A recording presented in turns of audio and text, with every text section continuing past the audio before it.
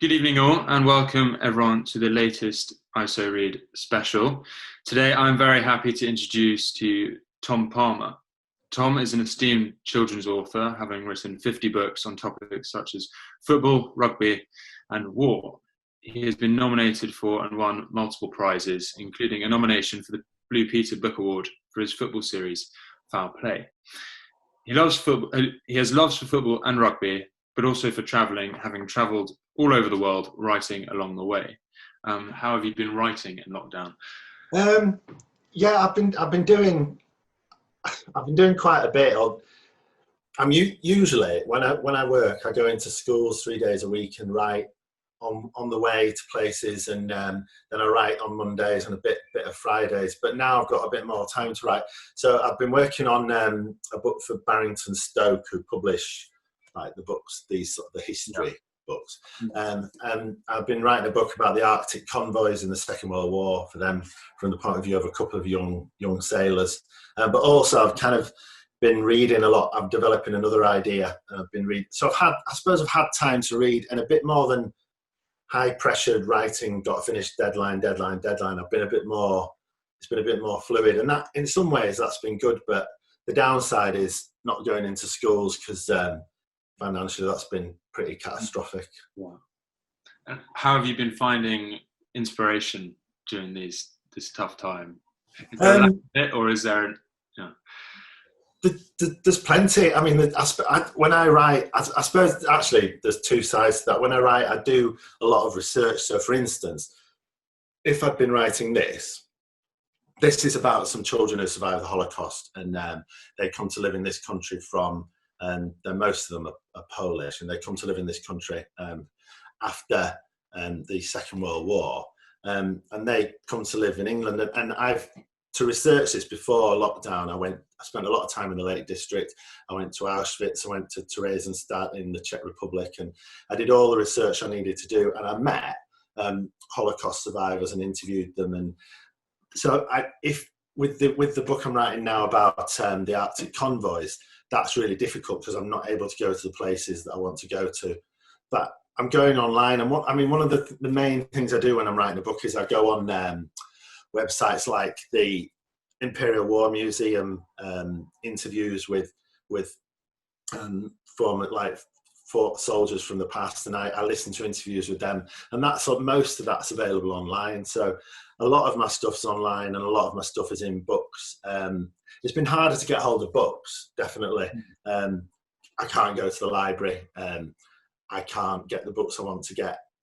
So that's been more difficult. But I suppose I'm kind of holding off on the actual heavy research I need to do until I get a bit more freedom, hopefully. But we'll see. Brilliant. Is there any real life inspiration for some of the characters or storylines in your books? Definitely. I mean, pretty much most of them. So if you take, Armistice Runner is about a girl who's, where's she gone? A girl who's a fell runner, a cross-country runner, and she's based on my daughter and her friends. When I wrote D-Day Dog, we just got a dog, and I wanted to write a book with my dog in it, and he's in it, so that's inspired me. And then when I need to go out and look for people, so for instance, when I wrote after the war, I did go out and meet some of the Holocaust survivors to speak to them, not just about what happened to them during the Holocaust, but what their lives were like before, and what their lives have been like 75 years living in the UK. When we were writing that, when I started writing those, so I write the novels, so it's just prose, essentially. But there's a graphic novel series that goes alongside it by Rob Williams and Lisa Henke. So when we were writing those, I'd read quite a few interviews with Raheem Sterling, and his situation when he was young, when his mum was really struggling with several jobs to bring up him and his sister. I kind of based that life. I used a lot of that I'd read about Raheem Sterling to develop this character of Roy. So definitely yes, and I think, and if for children watching, it's difficult to make up characters. It's difficult to invent characters you're going to make up in books as three-dimensional people. So I base them on real people, change the names, then they start to change as people themselves. And I find that much easier way of developing a character. How would you advise? I mean, I struggle with a lack of motivation to read sometimes, and it's obviously a very important thing for young people to do. How would you advise them to build their motivation and inspiration to start reading? I understand that completely. I really, really disliked reading until I was about 17. I just didn't see the point. I couldn't be bothered. And for me, like my sister used to read loads of novels, and it was quite annoying, really. And I came to hate reading. I identified myself as someone who disliked reading, and it was only really with getting past the idea that reading is good for you, because that didn't help me at all. But what did help me was you can read a book about your favourite football team. You can read about players that you've watched. You can read about your favourite sport. If if you're intimidated, which I was by this sort of thing, I mean that terrified me. It was like wall after wall of words that I had to climb over. And if you're intimidated by that, something like this is a lot more fun to read, but it does build your stamina, a bit like getting fit for football. If you start to read stuff that you like and that isn't too intense, you will gradually build your stamina as a reader, and you will be able to take on stuff.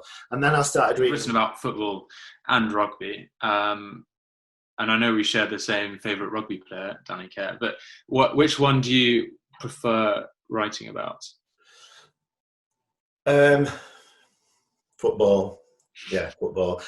Because I know more about football. Because if we had a conversation about rugby, you'd start to see holes in my knowledge of playing the game, and just generally I know a bit and I'm into it, but you would very quickly spot that I didn't really know tons. Over the Line, which is about football and war. So it's about real footballers who fought in the First World War. So when the First World War began, a lot of the rugby players immediately signed up and went to fight, and the footballers who were professionals and had to earn that money came under a lot of pressure to fight as well. And so this is kind of about the footballers coming under pressure, and the first footballers battalion going out to fight, and particularly around the Battle of the Somme. And it's based around two Huddersfield Town players called Jack Cock and Fred Bullock, who were real players who lived about 10 miles away from where I'm sat now, and they went to fight in the trenches. And it's based very much on, it's accurate. It's like based on real football matches, real players, real battles they fought in. And I've gone through the battalion diaries and histories to make sure it's accurate, including the way in which some of them were killed. So I've tried to put it in accurately. But the story is, it begins with a young footballer who's 19 or 20, who's just got a contract at Huddersfield Town, and he's playing at Huddersfield Town. And his dream, obviously, is to be a professional footballer and to play for his country. And he ends up, after about 6 months, giving up being a footballer and going to fight in the trenches. He volunteers to fight in the trenches, and he goes through terrible things. And Fred, who's his captain at Huddersfield Town, has a very traumatic times and kind of comes back very damaged. There's also a player in here called Sid Wheelhouse, who was a Grimsby player, who plays in Jack's debut for Huddersfield Town. He's up against Sid Wheelhouse, and they play against each other, and then they end up fighting in the trenches together, and Sid is killed in a gas attack. And that's all based on real events. And in fact, when I wrote it, I couldn't track any of the families down, but once I had written it, Sid Wheelhouse's family got in touch and had read it, and they were mercifully, they were pleased with it, that it was represented their relative well. But so what the bit I was going to read anyway is he ends up playing for England. So he survives the war. He plays for Huddersfield, but then Huddersfield are in trouble, so he leaves Huddersfield for a transfer fee and goes to Chelsea. He goes to play for Chelsea. Anyway, let's not get into that. And he plays for Chelsea, but he gets his England debut, and he plays in England's first official international after World War I. So the horror of World War One has all been played out.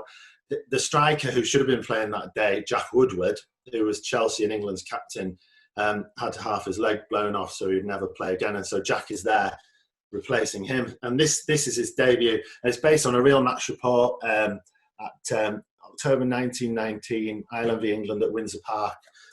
This is the day I've dreamed about. This is the dream that kept me going in the dark, under fire, shells coming at me, flares over me, trenches collapsing on top of me. The dream I used to block it all from my mind. Woodward's shredded leg, me crawling across the mud and into the crater, into no man's land, leaving summers behind me. Me running at that German, forcing my bayonet into his chest and throat and killing him. The national anthems play. And now I can feel it, the will, the burning desire, the energy that has brought me to where I am, about to play football for my country. The referee places the ball on the centre spot. I line up with my fellow players. I am the first to touch the ball, kicking off the match. I knock the ball sideways to Carr, then head upfield. This is what I did before the war. This is what I know. Carr plays the ball back forward to Turnbull, who makes quick ground up the wing. I've made quick ground too, and I'm in the penalty area, and I'm ready. Turnbull sees me. He sends the ball across, trying to catch the Irish defence cold, which it does. I time my run. The ball is coming over, high in the bright sky over Belfast. I move towards the space between two defenders. They don't know how to stop me with the ball at my feet. I trap it with my right foot, then hit it hard with my left. I see it strike the underside of the bar, then bounce just over the line. Goal, no question. The referee points to the centre circle. 30 seconds into the game, 30 seconds into my international career, and I have scored a goal for England. So many men are dead so many men are dead and gone, and their dreams will never come true. But I am alive. I survived, and I owe it to them to live, to play, to win. And that's the final scene, but you kind of get an idea of what that's going to be like at the beginning. But it's kind of that whole, all the horror and dreadful things he's been through in the First World War. He ends up scoring 30 seconds into his England international debut, and it's just an irresistible story to write. A massive thank you on behalf of everyone watching. It's been brilliant. It's been awesome to see all your. For me too, and thank you to you for organising. I think the work you do with the other authors you're interviewing as well. Keep it up. It's great for us as well as I'm sure for your viewers. And thanks to everyone for watching. Brilliant. Well, thank you all. Thank you.